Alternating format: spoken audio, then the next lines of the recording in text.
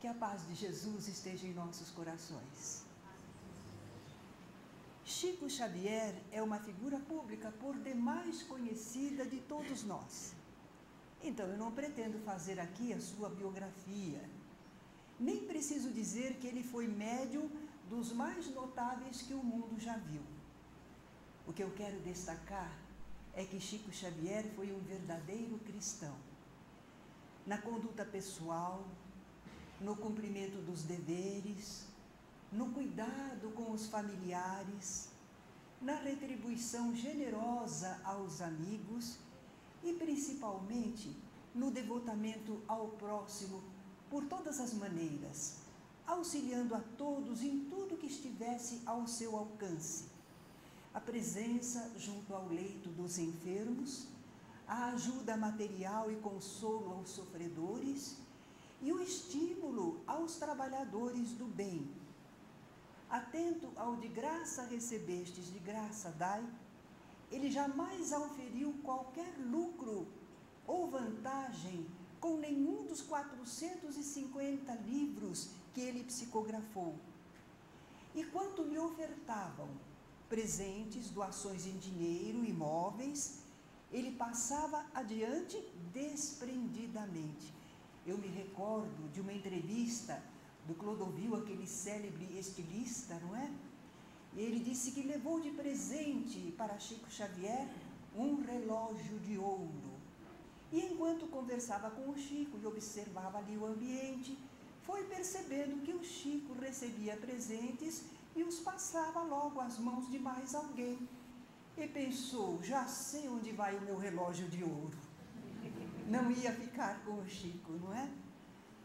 Um cristão assim é de admirar que ele atraísse espíritos também cristãos, sinceros e atuantes, que o amparavam sempre em todas as suas atividades. E nada mais natural também que na obra mediúnica de Chico Xavier encontremos uma constante, que é a tônica do Evangelho, exarada em verso, prosa, nas mais diferentes formas literárias. Desde o seu primeiro livro, o portentoso Parnaso de Além-Túmulo, publicado em 9 de julho de 1932. Ele tinha então apenas 22 anos, mas havia recebido as poesias anos antes. Em palavras minhas, com que ele abre o livro, ele fala das reuniões primeiras, aquelas reuniões mediúnicas de que ele participava no lar de José Hermínio Perácio e de Dona Carmen Pena Perácio. Ele cita que naquelas reuniões memoráveis, a moral profunda que era ensinada estava baseada nas páginas esplendorosas do Evangelho de Jesus. Mas interessante, não atraía muitos assistentes. Apesar disso, o pequeno grupo perseverava. E Chico não desanimou na psicografia. E ele narra que eram continuamente essas psicografias fragmentos de prosa sobre os evangelhos. Em agosto de 1931, ele começou a receber as poesias que vieram a constituir o Parnaso de Além-Túmulo, lançado a público em dezembro daquele ano. As poesias todas de Parnaso do Além-Túmulo, elas não fogem ao sentido moral da mensagem do Cristo. Não fogem também dos princípios básicos da doutrina espírita. Deus, existência e imortalidade do espírito, comunicação entre o céu e a terra, a justiça divina e a divina misericórdia. Muitas dessas poesias expressam abertamente Jesus e seu Evangelho. Alberto de Oliveira, o poeta, em vida, ele duvidava da realidade espiritual, mas agora do lado de lá, através da pena de Chico Xavier, escreve um soneto intitulado Jesus, que termina da seguinte forma: do mundo é a escuridão que sepulta a quimera, e no escuro vulcão só Jesus persevera, como a luz imortal do amor que nunca morre. Alta de Souza, a cotovia tristíssima do norte. Temos aqui 2 trechos de poesias dela. Uma, como o sol que dá vida sem alarde, vem o Senhor, que nunca chega tarde e protege a miséria mais sombria. Ele chega e o amor se perpetua. É por isso que o homem continua ressurgindo da treva a cada dia. Ela fala também no soneto Em Êxtase: aos teus pés, meu Jesus, a vida inteira, abrasada de amor eu viveria, sorvendo a luz no cálice da harmonia, em paz serena, eterna e derradeira. Belmiro Braga, numa de suas quadras: angústias, derrotas, danos, tudo isso tenho visto. Só não vejo desenganos na estrada de Jesus Cristo. Marta, um espírito que não se identificou especialmente, além do nome, faz um poema muito lindo. Jesus foi na terra a mais perfeita encarnação do amor divino. E ainda hoje, nos dias amargurados que transcorrem, é para a humanidade a promessa da paz, o manto protetor que abriga os aflitos e os infelizes. Carmen Sinira, em Viajor e a Fé. Venha o Mestre que ampara os pobrezinhos, que esclarece e conforta os sofredores. Pois com o mundo uma flor tem 1000 espinhos, mas com Jesus um espinho tem 1000 flores. Casimiro Cunha, bendizei, pois, a Jesus, o mestre da caridade, o luzeiro da bondade, o grande mestre do amor. Vemos, portanto, como o Evangelho é lembrado e cantado nas poesias recebidas mediunicamente por Francisco Cândido Xavier. Mas vamos ao campo da prosa. Humberto de Campos, grande escritor brasileiro, desencarnara a 5 de dezembro de 1934, no Rio de Janeiro. Logo no ano seguinte, ele já se apresentava à visão espiritual de Chico Xavier. E em 1937, a FEB começou a publicar livros de Humberto de Campos através do médium mineiro. O primeiro foi Crônicas de Além-Túmulo. Mas vamos destacar em 1938, Brasil, Coração do Mundo, Pátria do Evangelho. Na página de abertura, Humberto de Campos fala que Jesus transplantou da Palestina para a região do Cruzeiro a árvore magnânima do seu Evangelho, a fim de que os seus rebentos delicados florescessem de novo, frutificando em obras de amor para todas as criaturas. Não obstante todas as surpresas das ideologias modernas, a lição do Cristo aí está no planeta, aguardando a compreensão geral do seu sentido profundo.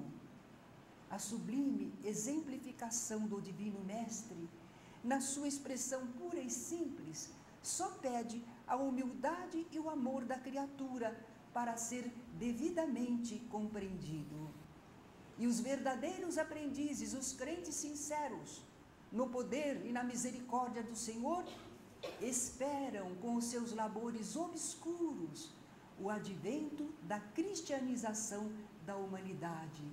Não é mesmo que nós estamos esperando o advento da cristianização da humanidade? Mas enquanto isso estamos trabalhando no anonimato, aguardando o mundo melhor de amanhã.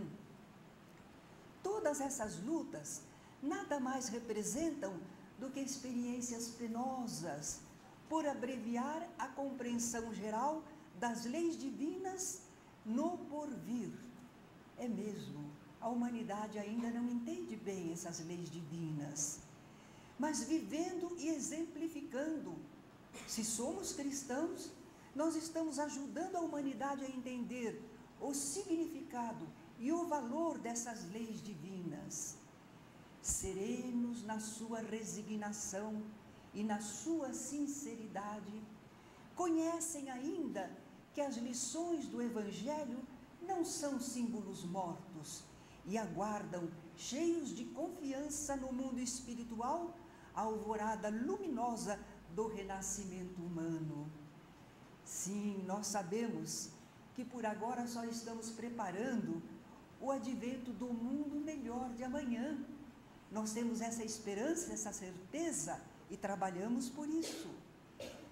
Nessa abençoada tarefa de espiritualização, o Brasil caminha na vanguarda. E Humberto de Campos conclama a todos nós, cristãos brasileiros: consideremos o valor espiritual do nosso grande destino. Engrandeçamos a pátria no cumprimento do dever pela ordem e traduzamos a nossa dedicação mediante o trabalho honesto pela sua grandeza. Como nos emocionamos sentindo a vibração destas palavras de Humberto de Campos.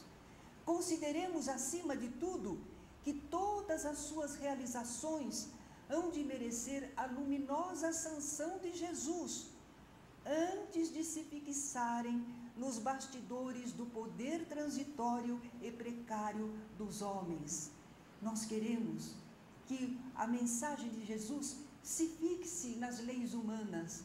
Antes disso, porém, as nossas atividades terão de merecer a sanção, a aprovação de nosso Mestre. Nos dias de provação, como nas horas de venturas, estejamos irmanados numa doce aliança de fraternidade e paz indestrutível. Dentro dessa esperança, nós devemos considerar as claridades do futuro. Não nos compete estacionar em nenhuma circunstância, e sim marchar sempre com a educação e com a fé realizadora ao encontro do Brasil, na sua admirável espiritualidade e na sua grandeza imperecível. É uma mensagem de patriotismo e de cristianismo, não é verdade? Se nós estivermos lendo, meditando, sentindo, nós ouviremos esse apelo comovido e comovente de Humberto de Campos. Em 1939, ele publicou Novas Mensagens, em 1941, Boa Nova. Aqui ele faz um comentário jocoso e interessante. Ele diz, pelo enfoque diferente que ele está dando às suas crônicas, que agora ele faz lá do além, alguns perguntarão: será que Humberto de Campos foi promovido a ministro evangélico? Mas ele explica, é que existem espíritos esclarecidos e espíritos evangelizados. Um espírito esclarecido, talvez em vida ele tenha sido, não é?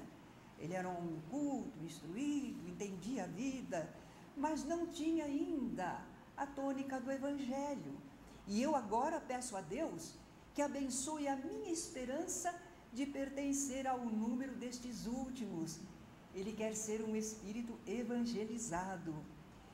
Meu problema atual não é o de escrever para agradar, mas o de escrever com proveito. E deveria ser esse o lema de todo escritor espírita, não é? Não é escrever para agradar, mas escrever com proveito. Sei quão singelo é o esforço presente. Entretanto, desejo que ele reflita o meu testemunho de admiração por todos os que trabalham pelo Evangelho no Brasil. Vocês não sentiram, não? Que essa admiração de Humberto de Campos é por todos nós, se somos pequeninos trabalhadores do Evangelho, não é? Ele agora compreende e admira o esforço dos cristãos na atualidade. Humberto de Campos, nesse livro, fala que nos tempos apostólicos houve feitos heróicos e abençoados, mas que os evangelistas não registraram. Ele chama isso de folclore do céu. E de lá ele tira os 30 episódios que constituem o livro Boa Nova. Em 1943 foi publicado ainda Reportagens de Além Túmulo. E aí aconteceu. Em agosto de 1944, a viúva do famoso escritor entrou em juízo com uma ação declaratória contra a FEB e o médium Francisco Cândido Xavier.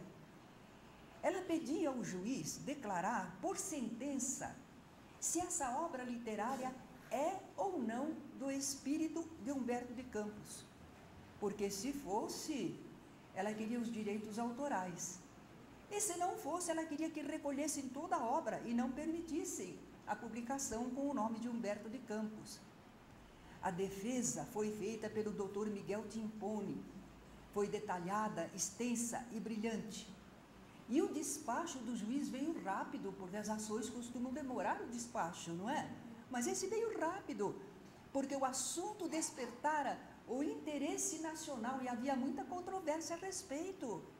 Já no dia 23 do mesmo mês de agosto, o juiz decidia: julgo a suplicante carecedora da ação proposta. Também como era possível dizer se a obra era ou não. E explicava o juiz, saindo pela tangente, que os direitos autorais são enquanto a pessoa está aqui produzindo em vida. Do lado de lá, ninguém poderia afirmar alguma coisa. O espírito de Humberto de Campos não deixou de escrever através de Chico Xavier. Mas para evitar confusões, contendas, a partir daí ele passou a assinar os demais livros sob o pseudônimo de Irmão X. Através da pena de Chico Xavier, muitas vezes os espíritos citam os textos evangélicos. Às vezes eles os interpretam à luz do conhecimento espírita. Outras vezes eles não chegam a mencionar as letras do evangelho.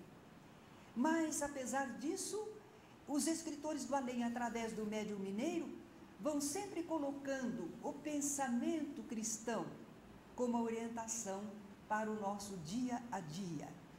É o que André Luiz faz em Agenda Cristã, de 1948, Frederico Figner, no seu livro Voltei, Neio Lúcio, em Alvorada Cristã, Hilário Silva, em seus contos, e Emanuel, em todos os seus livros. Em O Consolador, de 1940, Emanuel, logo ao início, vai dizer do tríplice aspecto do Espiritismo. Alguns pensam que Emanuel foi o primeiro a falar. Não, já está lá na obra de Kardec, no item 7º da conclusão do Livro dos Espíritos. Diz Kardec: o Espiritismo se apresenta sob 3 aspectos diferentes: o das manifestações, o dos princípios e da filosofia que delas decorrem, e o da aplicação desses princípios. Daí as 3 classes ou graus de adeptos: aqueles que têm a doutrina como uma ciência experimental, os que percebem suas consequências morais, e aqueles que se esforçam por praticar, por viver essa moral.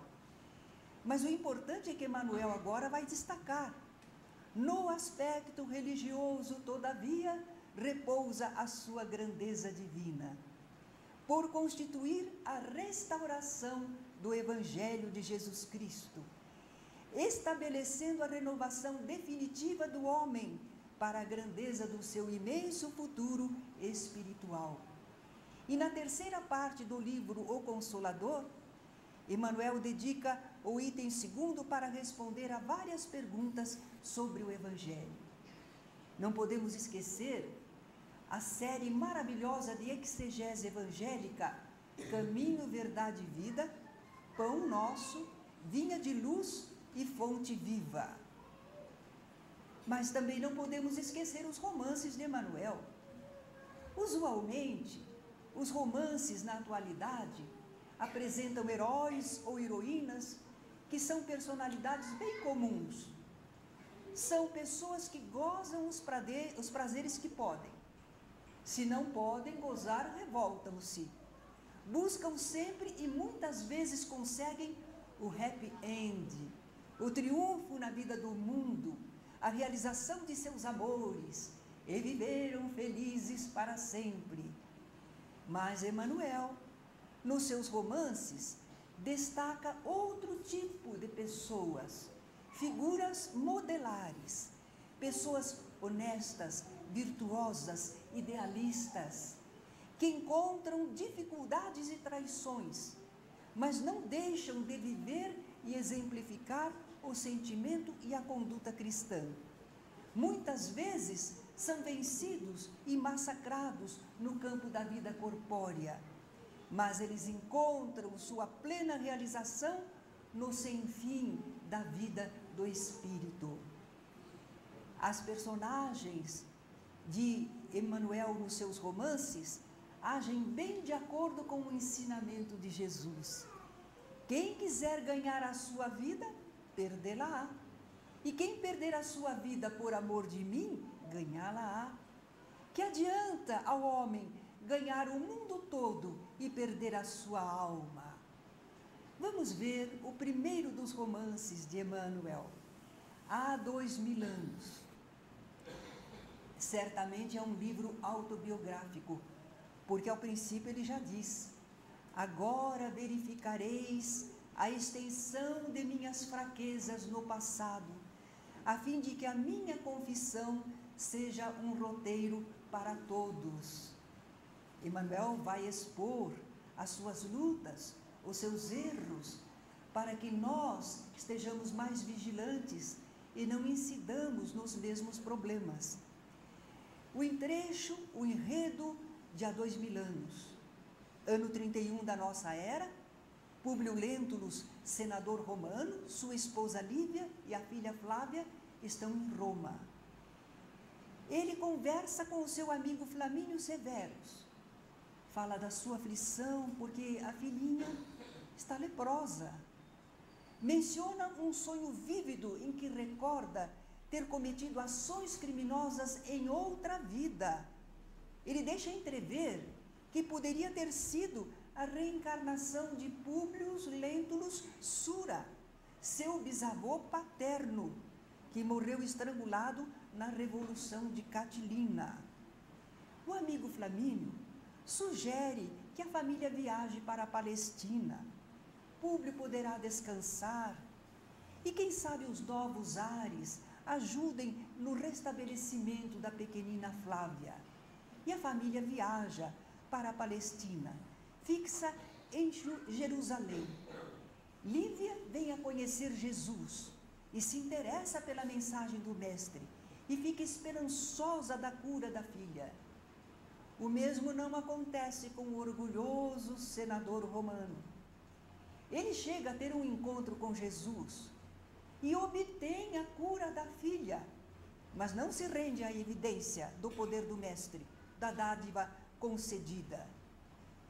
Um momento que emociona muito no livro é quando Lívia canta a composição que Públio lhe dedicara na mocidade, que ficou conhecida como Alma Gêmea.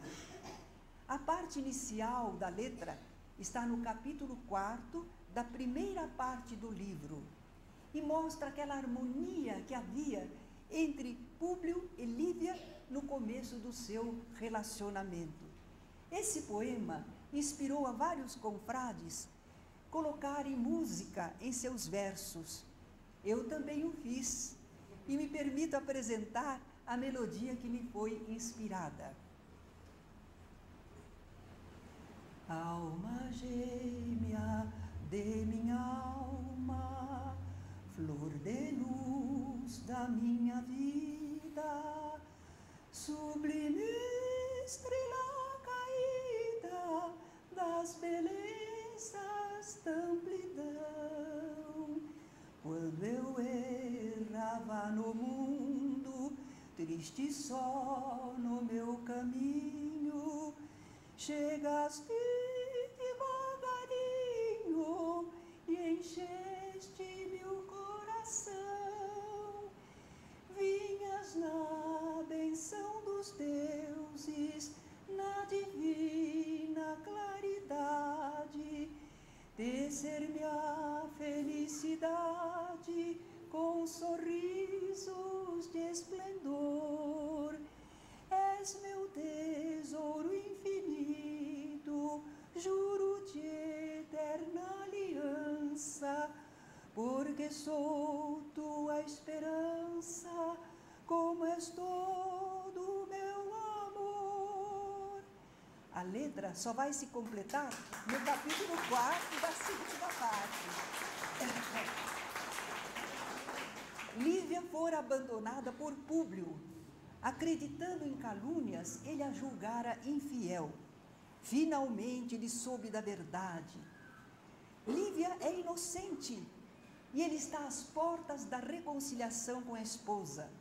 Aguarda apenas que se realize uma cerimônia em que ele vai receber muitas honrarias. Aí então, de público, ele demonstrará a Lívia todo o seu afeto. Lívia, porém, ainda se acredita repudiada. E nostálgica, ela canta a canção que Públio compôs na mocidade. Sem que a esposa o veja, Públio a está escutando.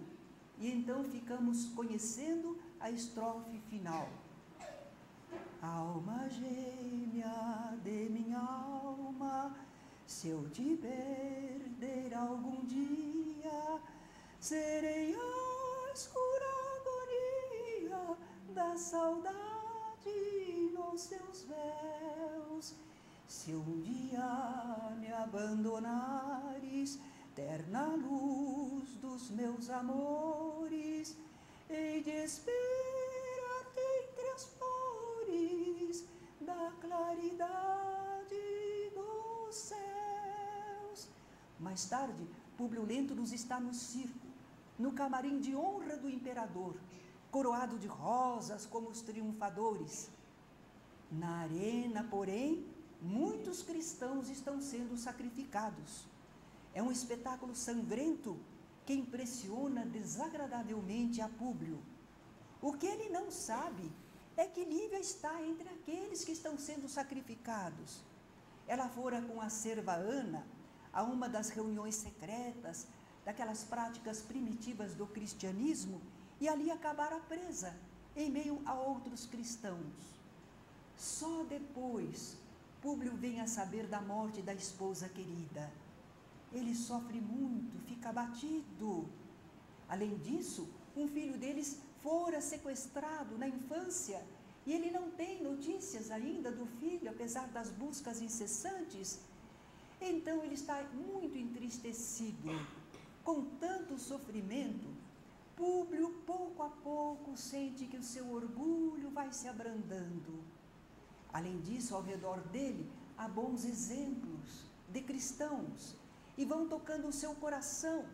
E ele começa a aderir às ideias de Jesus.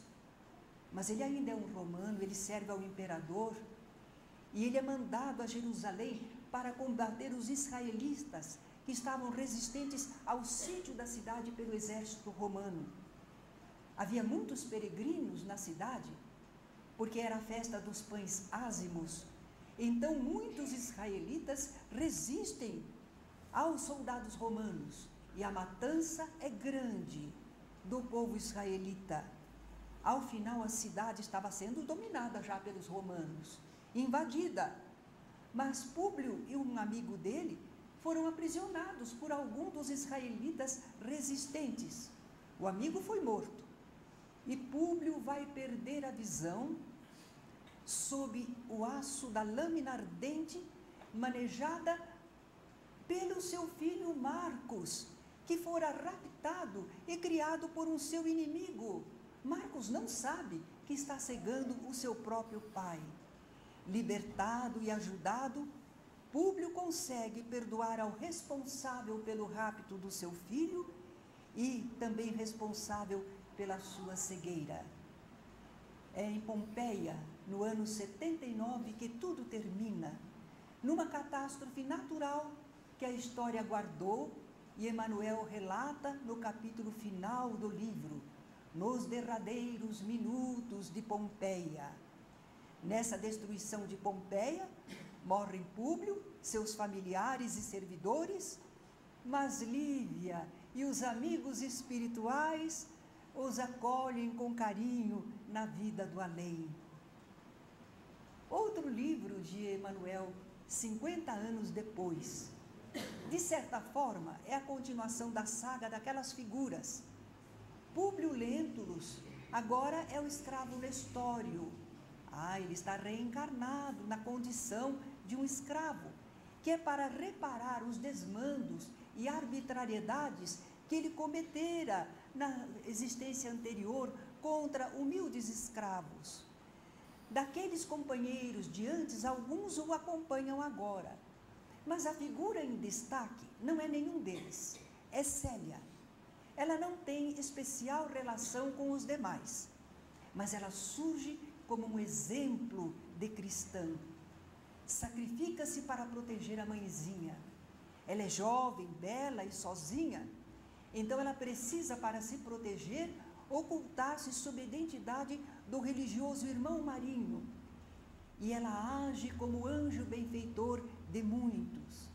Emmanuel comenta que a memória dessa santa criatura é guardada pela Igreja Romana, é um dos santos da Igreja Romana, mas a sua história está confusa, obscura pelos narradores. Quando ainda oculta, sob os trajes de irmão Marinho, Célia está desencarnando, e um grupo de crianças canta o hino do entardecer que ela lhes ensinara.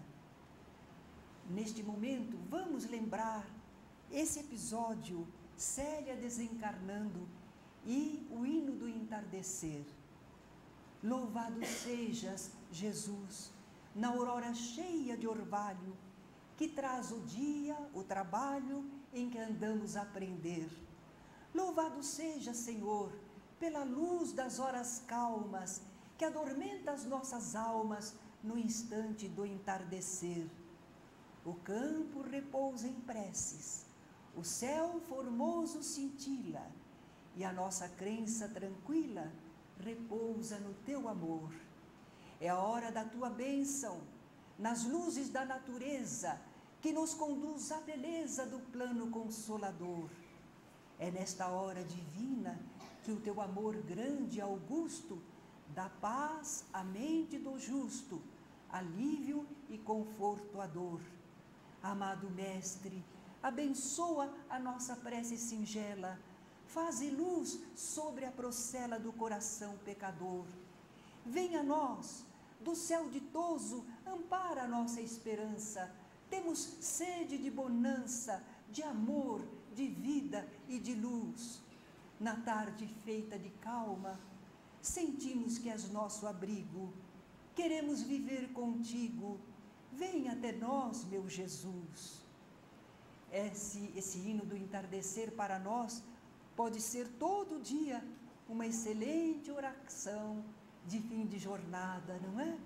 Mas para Célia era o entardecer da vida corpórea, o repouso merecido, tranquilo e feliz de uma serva fiel. Em seguida temos Paulo e Estevão. Ao início, Emmanuel explica o seu objetivo. Por que ele escreveu esse livro? Ele quer que o exemplo do grande convertido, o apóstolo Paulo, se faça mais claro em nossos corações, a fim de que cada discípulo possa entender quanto lhe compete trabalhar e sofrer por amor a Jesus Cristo. Eu não vou comentar esse livro não, porque o nosso companheiro Haroldo Dutra Dias vai amanhã fazer uma linda palestra sobre os aspectos históricos dos romances de Emmanuel. Mas é verdade que o livro todo revive os dias do cristianismo primitivo, na vivência dos apóstolos e discípulos naqueles primeiros tempos. E temos em seguida Renúncia. Eu acho que esse livro merecia já um filme, não é? Renúncia, grande filme de época. Começa num plano sombrio do mundo espiritual. Espíritos culposos comentavam preocupados os projetos que eles queriam fazer, atividades futuras para se redimirem, mas eles temiam falir outra vez. Um deles, Pólux, ora a Jesus, pedindo que Alcione, espírito sublimado, o ajude e venha falar com ele antes da partida dele para o mundo terreno. Alcione lhe aparece, encoraja-o, diz que pedirá a Jesus para também reencarnar e ajudá-lo com seu devotamento e orientação. Na reencarnação de Pollux é a busca de alguém pela própria redenção. Na reencarnação de Alcione, nós temos o sacrifício por amor. A reencarnação de ambos é o tema principal do livro Renúncia. E Emmanuel diz que é uma história real, que se passa no século de Luís XIV, em França, Espanha, Irlanda e América. Na primeira parte, temos a história de Cirilo, de origem irlandesa, e Madalena, de origem espanhola. Eles se conhecem em Paris, na França. Eles vão ensejar a reencarnação para Alcione, vão ser seus pais. Mas a filha ainda não nascera. Madalena estava grávida apenas quando Cirilo precisou partir para a América para cuidar de terras da família. Ele já estava para voltar e buscar a esposa quando é informado de que ela morreu. Houve um surto de varíola na capital francesa e ela morreu. É notícia falsa, mas foi bem forjada, com documentos, um túmulo. E Cirilo acredita. Anos depois, apesar de ainda estar muito triste, por insistência da família, Cirilo casa com sua prima Susana, justamente a autora da farsa da morte de Madalena. Em Paris, Madalena não sabe que a deram por morta. E ela não entende por que Cirilo não volta para buscá-la. Mas ela também recebe uma notícia falsa, forjada pela mesma Susana. Cirilo falecera num naufrágio. Madalena, desolada, com sua filhinha Alcione, então retorna à Espanha, ao seu país natal, e se fixam em Ávila. Mas Madalena alimenta ainda uma esperança de um dia ir até a América para se inteirar melhor como foi a morte de Cirilo. Em Ávila, elas encontram o padre Damiano, que se faz um protetor e orientador espiritual para Madalena e sua filhinha Alcione. Na segunda parte do livro é que vai surgir Pollux.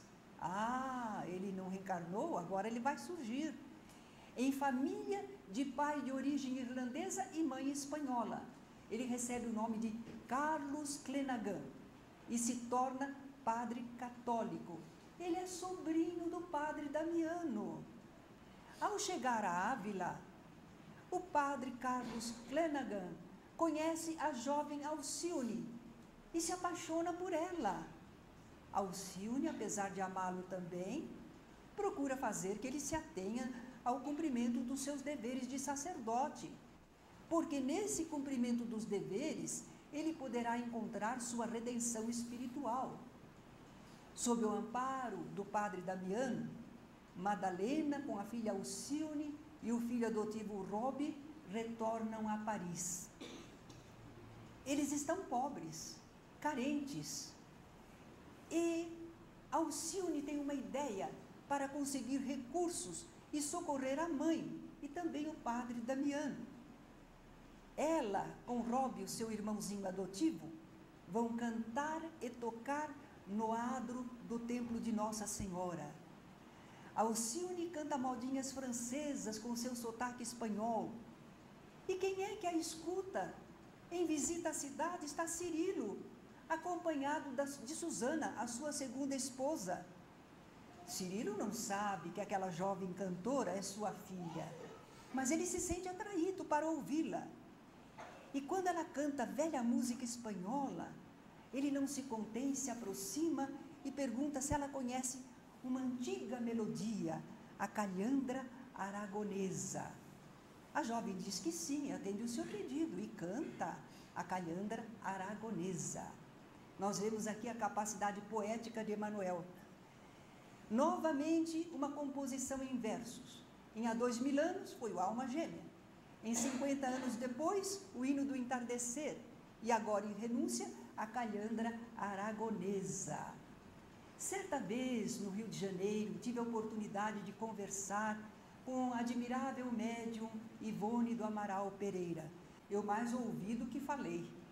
E a Ivone do Amaral Pereira, em certo ponto, comentou comigo que, como está no livro dos médiuns, que cada médium tem uma aptidão especial e os espíritos procuram utilizar essas aptidões para aquilo que desejam transmitir.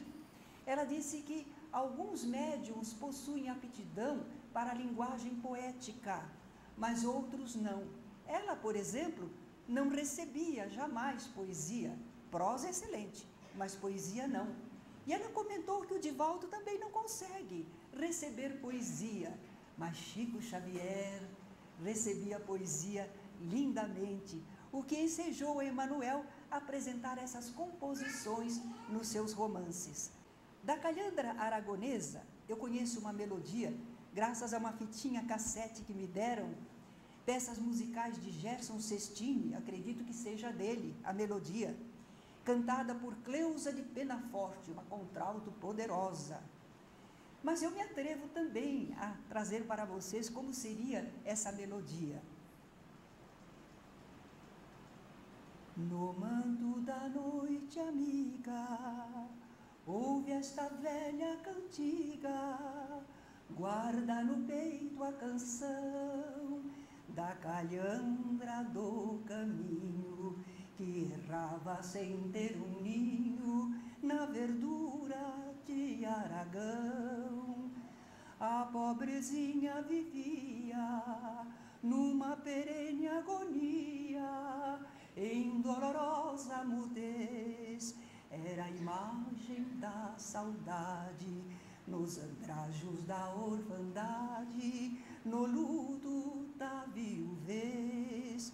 Mas em certa primavera, a pobre que andava à espera, reparou, fim do arrebol, que chegava de mansinho, olhos cheios de carinho, seu amado, o rouxinol. Desde essa hora divina, a calhandra pequenina, que errava de déu em déu, enfeitou-se na vitória, encheu-se de vida e glória, cantando no azul do céu. Brincava na vasta fonte, e ao longe no horizonte, sob o sol, sob o luar, fosse noite, fosse dia, transportava de alegria nas penugens do seu lar. Mas um dia o companheiro deu-lhe o olhar derradeiro da bolsa de um caçador. A calhandra infortunada tombou sem vida na estrada, na angústia do seu amor. No manto da noite, amiga, ouve esta velha cantiga, guarda no peito a canção da calhandra do caminho, que errava sem ter um ninho na verdura de Aragão. Cirilo ouviu comovido e ao final ofereceu à jovem cantora, que ele ignorava ser sua filha, uma generosa dádiva de 300 francos. Alcione veio a trabalhar na casa de Cirilo e de sua família. E pelos nomes ela acabou percebendo que se tratava de seu pai. Mas ela não se rebela como sua filha, porque sente a animosidade de Susana. Padre Damiano, doente, veio a desencarnar. Antes ele aconselhou Alcione a cuidar da mãe, e se ela precisasse de amparo, que procurasse Carlos, considerando-o como um irmão. Em seguida, Madalena, a mãe de Alcione, também vai se enfraquecendo dia a dia. Por isso, Alcione precisa faltar ao serviço lá na casa do seu pai. Mas ela não quer que aquela família venha visitar sua mãezinha, porque ela sabe que eles irão reconhecê-la. Ela não quer que isso aconteça, mas ela não consegue evitar a visita. Carlos e Susana vêm para visitar a mãe de sua empregada, Alcione. Cirilo, atônito, vê que é Madalena. E ela, Madalena, que supunha Cirilo morto, pensa que ele está ali em espírito apenas.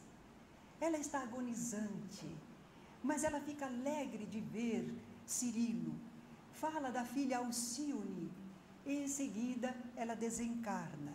E aí vem todas as explicações do que aconteceu, quem fez o quê. Cirilo não resiste às emoções e à tristeza, vai definhando e também vem a desencarnar. A história não terminou ainda, porque Alcione está aqui no mundo. Ela declina da herança do pai e continua ajudando Susana, a causadora da infelicidade de Cirilo e de Madalena. Susana está enlouquecida pelo remorso. Ela já não está bem mentalmente.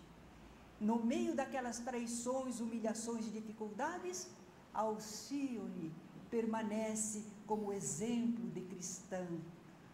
O mesmo não acontece com Carlos. Ele se desviara do dever, abandonou a batina. Aliás, ele havia procurado Alcione, mas ela não pudera segui-lo, porque precisava assistir a mãe enferma. Carlos se afastara revoltado, não compreendera a renúncia da jovem.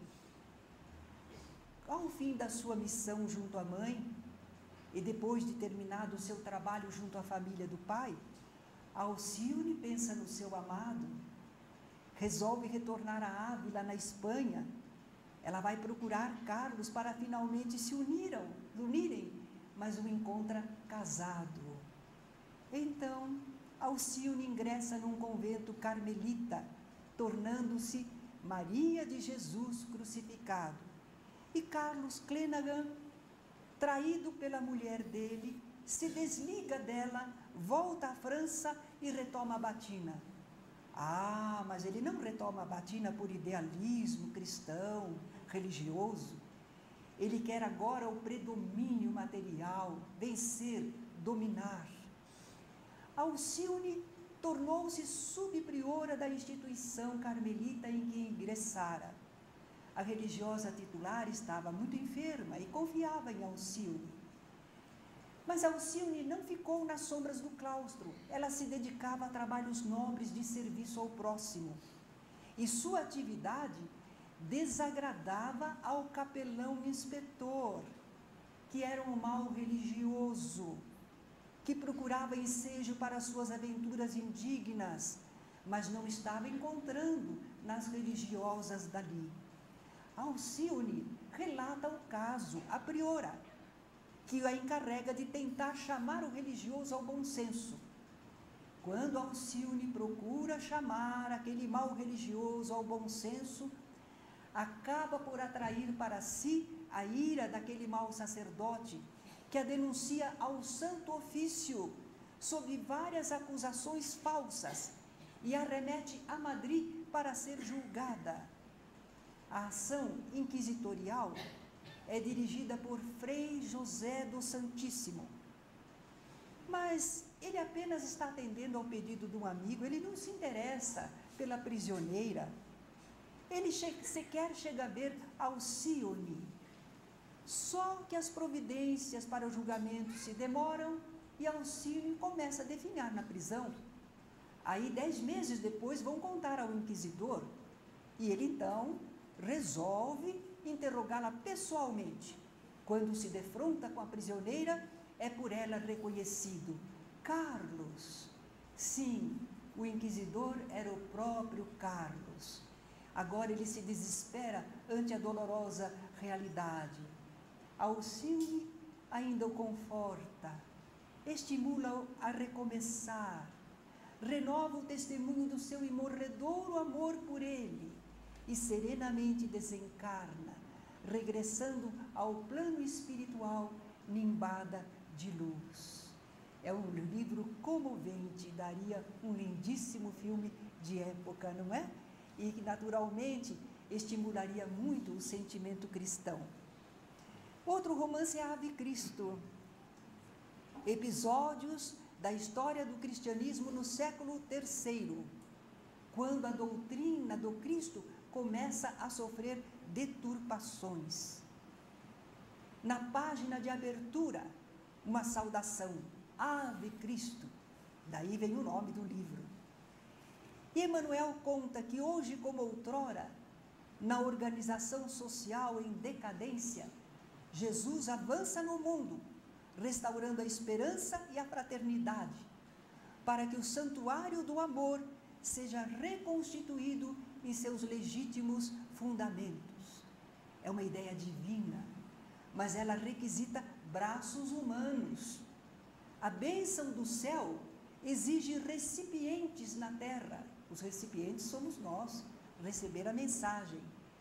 O Espiritismo, que atualmente revive o apostolado redentor do Evangelho, em suas tarefas de reconstrução, clama por almas valorosas no sacrifício de si mesmas para estender-se vitorioso.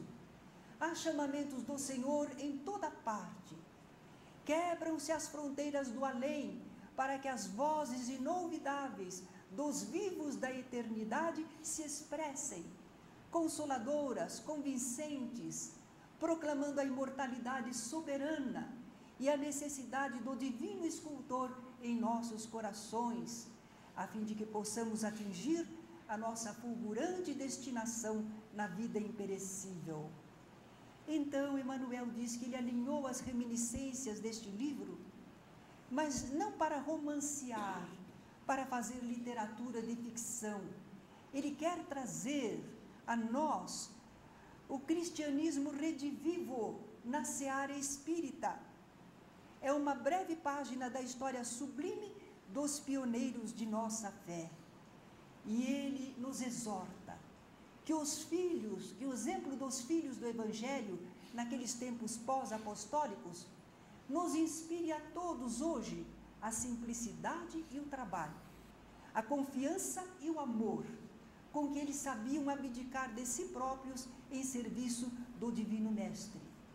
Que, como eles, nós saibamos transformar espinhos em flores, pedras em pães, nas tarefas que o alto depositou em nossas mãos. O excelso benfeitor, acima de tudo, espera de nossa vida o coração, o caráter, a conduta, a atitude, o exemplo e o serviço pessoal incessante. São esses os únicos recursos com que poderemos garantir a eficiência da nossa cooperação em companhia de Jesus na edificação do reino de Deus.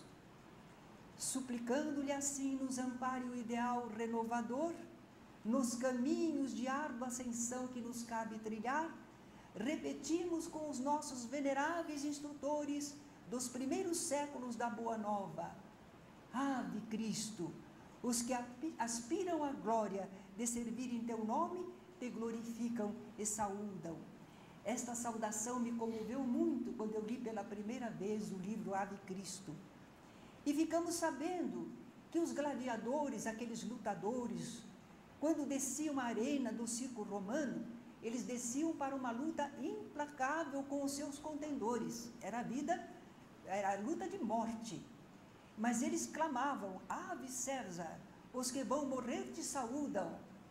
Os cristãos, porém, quando eram levados ao sacrifício na arena, porque eles não abjuravam ao Cristo, porque não juravam lealdade aos deuses, não faziam sacrifícios àquelas imagens, eles clamavam: Ave Cristo, os que vão viver para sempre, te glorificam e saúdam. Como é comovente essa saudação dos cristãos, esse Ave Cristo. Ainda resta examinar o livro na sua história, mas vamos resumir assim. um espírito muito devotado ao seu filho, Quinto Varro, quer conseguir trazer o seu filho Tassiano para Jesus. E ele vai levar 2 encarnações sacrificiais, mas ao final ele consegue. Ele consegue que seu filho, enfim, sinta a presença de Jesus. Agora sim, ele diz que sente o poder do Cristo nele.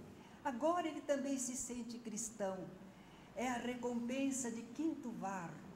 É a construção do seu sacrifício, conseguindo resgatar o seu filho Tassiano.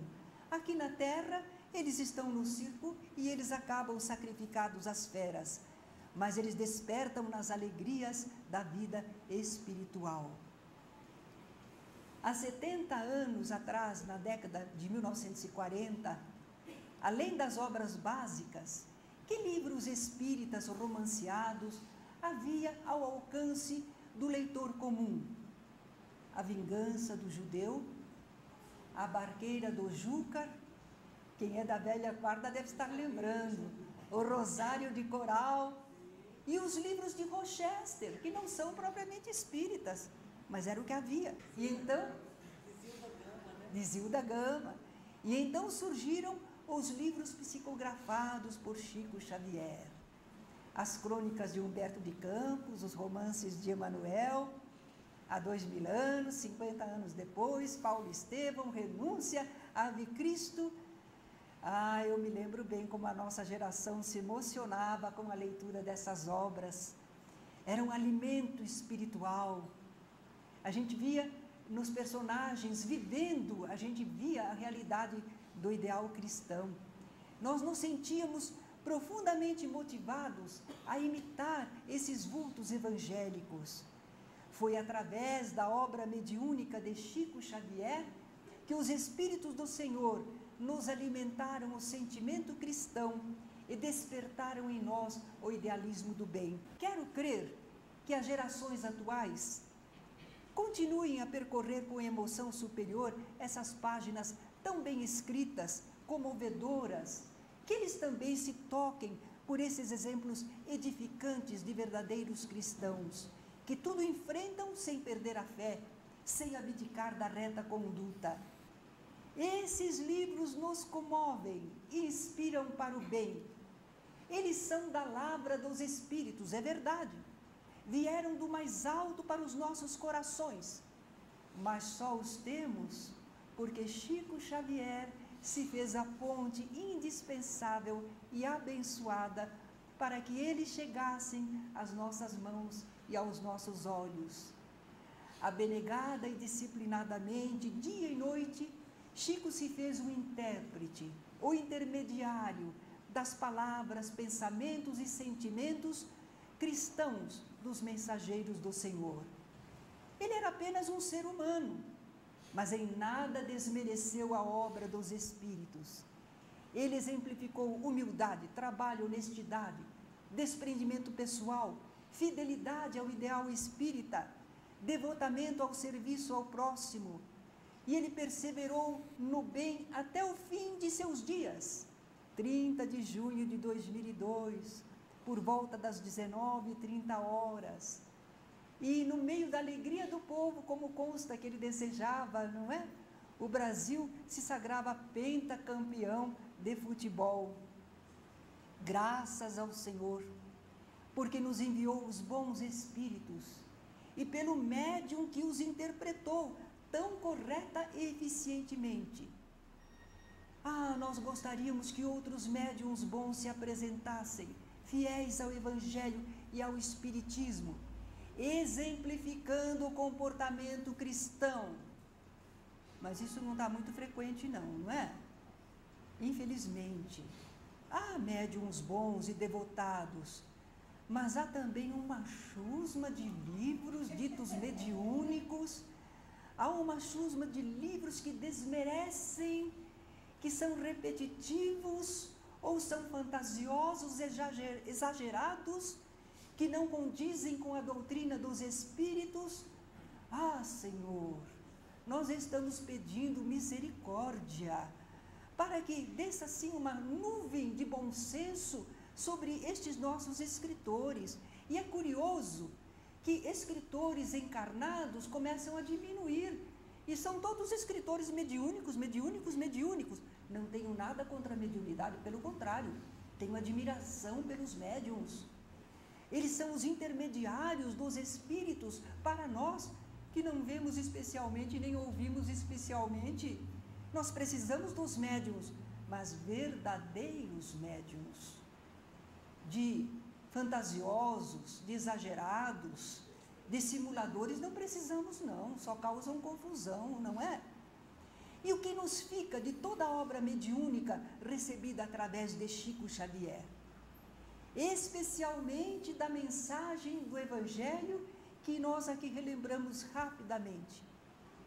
Bernardo Lilgoy, professor do Departamento de Antropologia da Universidade Federal do Rio Grande do Sul, escreveu um livro, Chico Xavier e a Cultura Brasileira.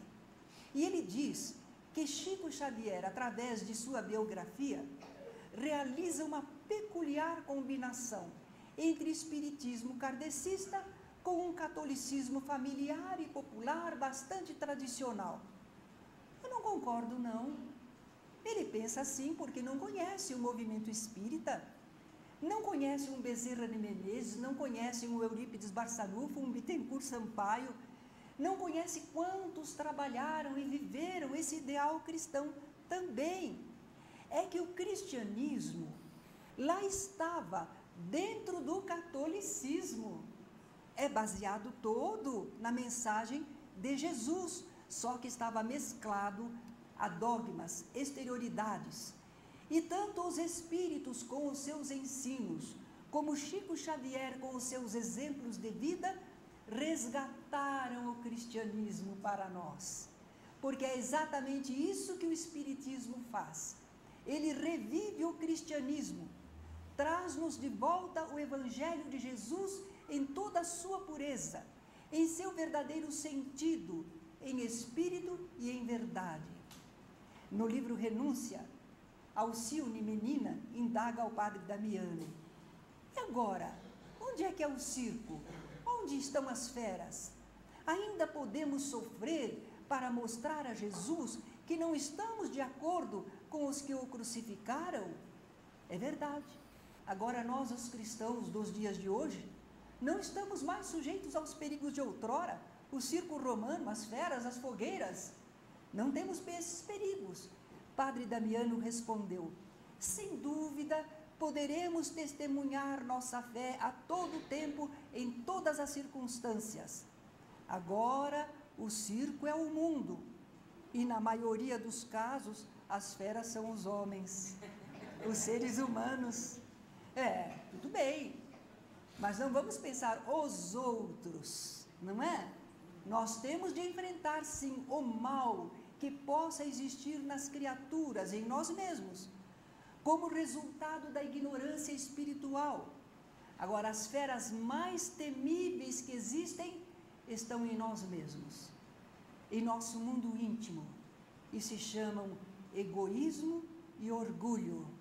Essas feras é que, através das reencarnações, têm destroçado as nossas oportunidades de redenção e de progresso espiritual.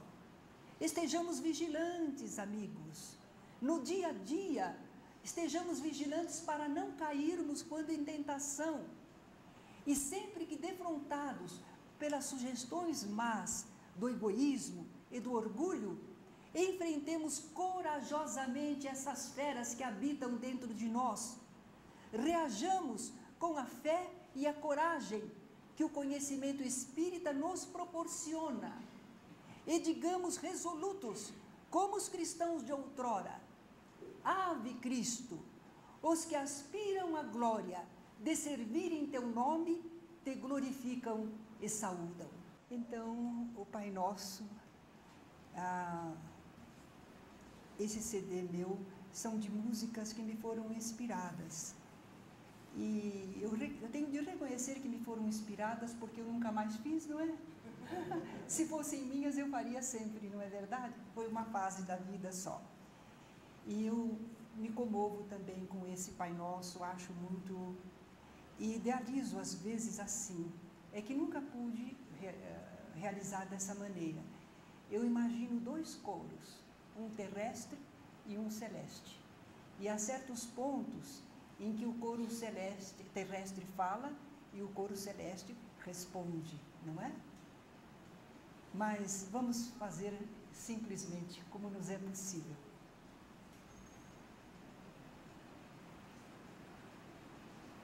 Pai nosso que estais nos céus, santificado seja o vosso nome, venha a nós o vosso reino, seja feita a vossa vontade, assim na terra como no céu, assim na terra como no céu. O pão nosso de cada dia dai-nos hoje, perdoai as nossas dívidas, como perdoamos aos nossos devedores. Não nos deixeis cair em tentação, mas livrai-nos do mal. Mas livrai-nos do mal. Assim seja.